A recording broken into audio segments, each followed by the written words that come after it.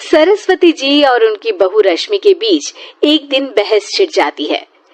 आखिर किसका काम ज्यादा आसान है, बहू का या सास का? माँ जी, सास को काम ही क्या है, आपके सारे काम उंगलियों पे तो हो जाते हैं। कुछ भी। हाँ, हिसाब तो उंगलियों पे ही हो जाता है ना। अरे बेटा, ऐसा सिर्फ अभी लगता है।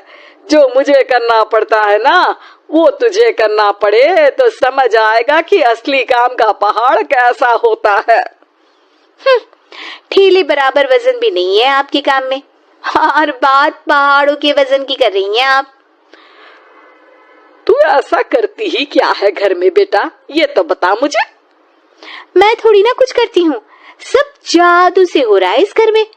अरे एक दिन मेरा काम करोगी तो समझ आएगा। Okay okay, shut up. कल से मैं घर के काम करूंगी और तू मेरी जगह हर चीज का हिसाब रखना, ठीक है? ठीक है, ये भी कर लेते हैं। ये सास बहू की डील के बारे में रश्मि के पति अमन को नहीं पता था और ना ही अमन के पिताजी सुरेश जी को। पर गेहूं के साथ साथ जैसे घुन भी पिस जाता है, ये दोनों भी पिसने वाले थे। सुबह अमन उठकर रेडी होता है ऑफिस जाने के लिए, तो पता है उसके कपड़े नहीं निकले हुए हैं। अरे रश्मि, तुमने मेरे कपड़े नहीं निकाले? अपनी माँ से पूछो ना, उन्हीं का काम है ये। अमन अपनी माँ के पास जाता है। अब मेरे कपड़े आज आप देने वाले हो क्या माँ? हाँ, देना तो मुझे ही चाहिए, पर तेरी बहू ने कपड़े धोने ही नहीं डाले, तो कोई भी धुला हुआ कपड़ा नहीं है बेटा। हैं? ऐसा क्यों? कपड़े तो धोने आप ही देते हो ना माँ? अरे बहू ने तुझे बताया नहीं, अब हम अदल बदल गए हैं। मैं अब बहू और तेरी बीवी सास। अमन परेशान हो गया।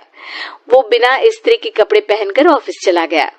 सरस्वती जी अपने घुटने के दर्द के कारण झुककर घर साफ नहीं कर पा रही थी और ना ही खाना बनाना याद रख पाई।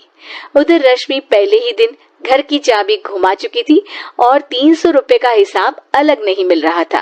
पर दोनों का ही घमंड कैलाश पर्वत से भी बड़ा था और दोनों ही खेमे एक दूसरे की बात मानने को बिल्कुल तैयार नहीं थे। शाम को जब सुरेश जी और अमन खाना खाने बैठते हैं तो सरस्वती जी उनके सामने गाजर और पपीते लाकर रख देती हैं। अरे माँ, ये क्या है? ख्याली पुलाव के साथ सलाद। माँ जी खाना बनाना भूल गई लगता है। अरे एक एक चमन्नी का हिसाब है मेरे पास, खाना बनाना कैसे भूल जाऊंगी? ये तो मैंने पढ़ा था कि फल फ्रूट खाने से सेहत अच्छी रहती है, इसीलिए ये ले, एक फल खा ले। रात को सुरेश जी और अमन अपनी मीटिंग बिठाते हैं अकेले में। बाबूजी, इनकी लड़ाई के कारण ना हमें ठीक से खाना मिल रहा है, उल्टा घर के सारे काम रुक गए हैं। हाँ बेटा, 2 भैंसों की लड़ाई में बेचारे खेत के पौधों का भी नुकसान हो रहा है। पर पापा, क्या बताऊं आपको, मैंने माँ को इस महीने की 2 तारीख को बिजली के बिल के पैसे दिए थे। आज बिल भरने के लिए मांगने गया तो पता चला कि रश्मि उन पैसों से गैस सिलेंडर ले आई। अच्छा, तो सिलेंडर के पैसों का क्या हुआ? अब सिलेंडर के तो कोई पैसे नहीं थे बाबूजी, हमारे घर पर गैस की पाइपलाइन लगी है ना। बेटा, इन दोनों का कुछ करना पड़ेगा, नहीं तो अपने घमंड के चक्कर में पूरा घर बर्बाद कर डालेंगे ये दोनों। अमन और सुरेश जी काफी सोच विचार के बाद एक निष्कर्ष पर पहुंचते हैं।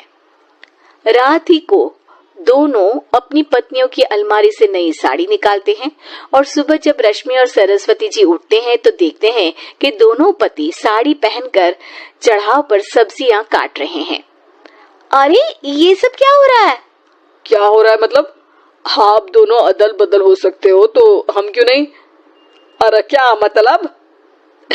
नहीं नहीं, मेरी भी बचपन से किसी की बहू बनने की इच्छा थी, तो आज से सरस्वती तुम बड़ी बहू, मैं मिडल बहू और अमन छोटी बहू।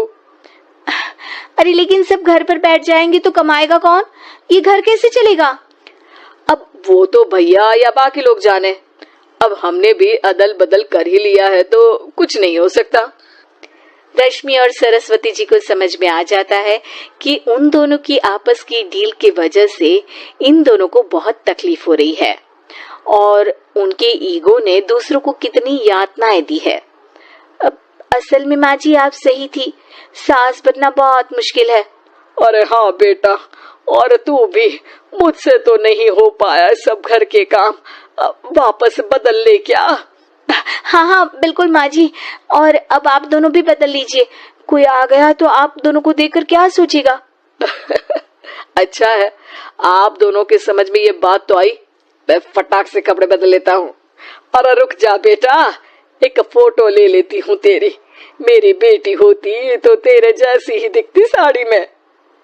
और मेरा फोटो नहीं लोगी?